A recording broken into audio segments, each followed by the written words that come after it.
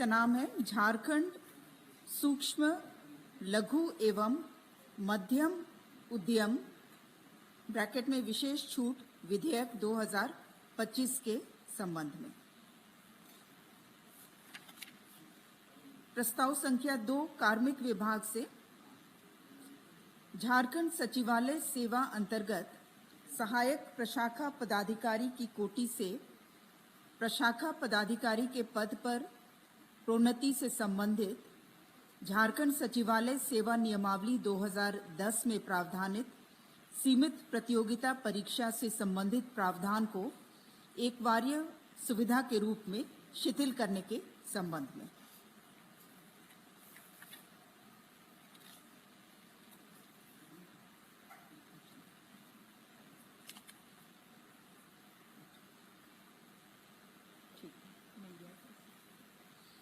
प्रस्ताव संख्या 3 कृषि पशुपालन एवं सहकारिता विभाग से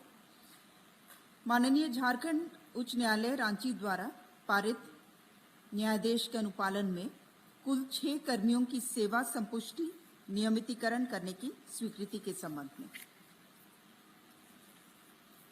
प्रस्ताव संख्या 4 वित्त विभाग से वित्तीय वर्ष 2024-25 के तृतीय अनुपूरक व्यय विवरणी की घटनोत्तर स्वीकृति का प्रस्ताव। प्रस्ताव संख्या 5 वित्त विभाग से झारखंड इकोनॉमिक सर्वे 2024-25 को विधानसभा के पटल पर प्रस्तुत करने के संबंध में मंत्री परिषद की घटनोत्तर सहमति। प्रस्ताव संख्या 6 वित्त विभाग से वित्तीय वर्ष 2025-26 के बजट प्राक्कलन पर मंत्री परिषद की घटनोत्तर स्वीकृति के संबंध में। प्रस्ताव संख्या 7 स्कूली शिक्षा एवं साक्षरता विभाग से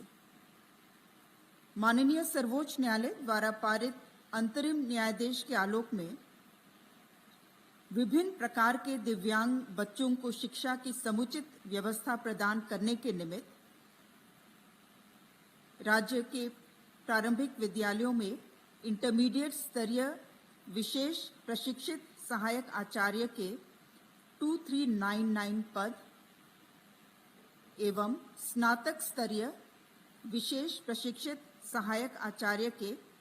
1052 पद कुल 3451 पद करनांकित करने की स्वीकृति के संबंध में।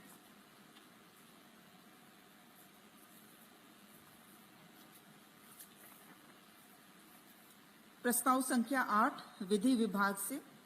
ये भी घटनोत्तर स्वीकृति का विषय है। ई कोर्ट प्रोजेक्ट के तृतीय चरण के कार्यान्वयन हेतु राज्य सरकार द्वारा प्राप्त सैद्धांतिक सहमति के आलोक में राज्य सरकार की ओर से प्रधान सचिव सह विधि परामर्शी द्वारा द्वितीय पक्षकार के रूप में हस्ताक्षरित किए गए त्रिपक्षीय इकरारनामा पर मंत्रिपरिषद की घटनोत्तर स्वीकृति। प्रस्ताव संख्या 9 कार्मिक विभाग से श्रीमती साधना जयपुरियार झारखंड प्रशासनिक सेवा तत्कालीन प्रखंड विकास पदाधिकारी मनिका लातेहार, उनके विरुद्ध झारखंड सरकारी सेवक नियमावली 2016 के नियम 14(11) के तहत सेवा से बर्खास्तगी जो सामान्यता या सरकार के अधीन आगामी नियोजन के लिए निर्भरता होगी का दंड अधिरोपित करने संबंधी प्रस्ताव। इस सेवा से बर्खास्त करने का प्रस्ताव था। ये मनरेगा योजना के तहत जो जत्रोफा वृक्षारोपण से संबंधित अनियमितता के संदर्भ में इसमें जांच चली थी और इन्हें सेवा से बर्खास्त करने का प्रस्ताव था। वर्तमान में निलंबित थी।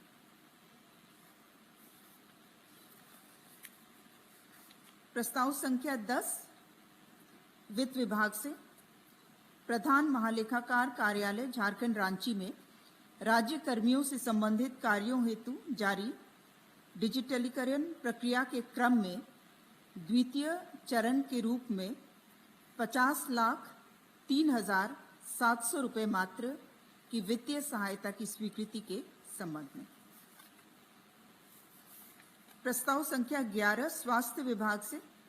स्वास्थ्य चिकित्सा शिक्षा एवं परिवार कल्याण विभाग के अंतर्गत झारखंड कम्युनिटी हेल्थ असिस्टेंट संवर्ग भर्ती प्रोन्नति एवं अन्य सेवा शर्त नियमावली 2025 के गठन के संबंध में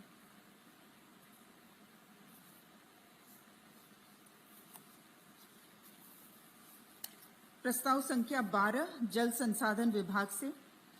बालपहाड़ी सिंचाई योजनांतर्गत बालपहाड़ी डैम के अधोप्रवाह में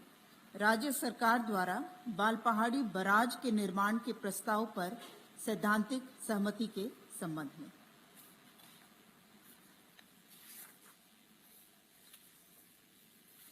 प्रस्ताव संख्या 13 वित्त विभाग से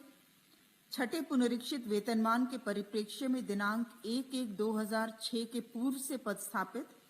झारखंड सचिवालय के सहायक निजी सहायक के मूल कोटि के कर्मियों के वेतन निर्धारण हेतु निर्गत संकल्प 2623 दिनांक 1/10/2019 को निरस्त करने के संबंध में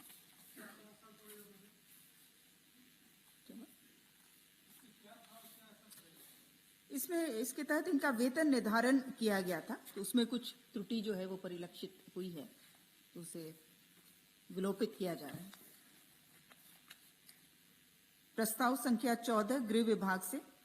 Jharkhand police housing corporation limited Ranchi के द्वारा पुलिस संगठन के अतिरिक्त गृह कारा एवं आपदा प्रबंधन विभाग के सभी संलग्न कार्यालयों के निर्माण कार्य हेतु विभागीय संकल्प 4285/2022 में संशोधन करने के संबंध में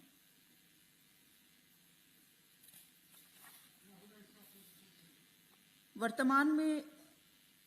गृह विभाग के सभी कार्यों का संपादन जो है वो झारखंड पुलिस हाउसिंग कॉरपोरेशन के द्वारा किया जा रहा है, लेकिन इसमें संशोधित करते हुए जो जेल के हमारे कारा के रखरखाव से संबंधित जो कार्य हैं, मरम्मती इत्यादि, वो भवन निर्माण के द्वारा किया जाएगा और कारा निरीक्षणालय से संबंधित जो भी पेयजलापूर्ति से संबंधित कार्य है वो पेयजल एवं स्वच्छता विभाग के माध्यम से कराया जाएगा। प्रस्ताव संख्या 15 महिला बाल विकास एवं सामाजिक सुरक्षा विभाग से राज्य संचालित झारखंड मुख्यमंत्री मैया सम्मान योजना के क्रियान्वयन में आंशिक संशोधन की स्वीकृति। इसके तहत जो विभागीय संकल्प 1406/17/2024 में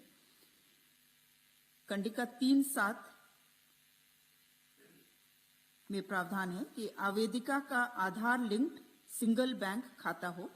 वर्तमान में जिनका बैंक खाता आधार लिंक नहीं है वे भी इस योजना का लाभ दिसंबर 2024 तक उठा सकते हैं।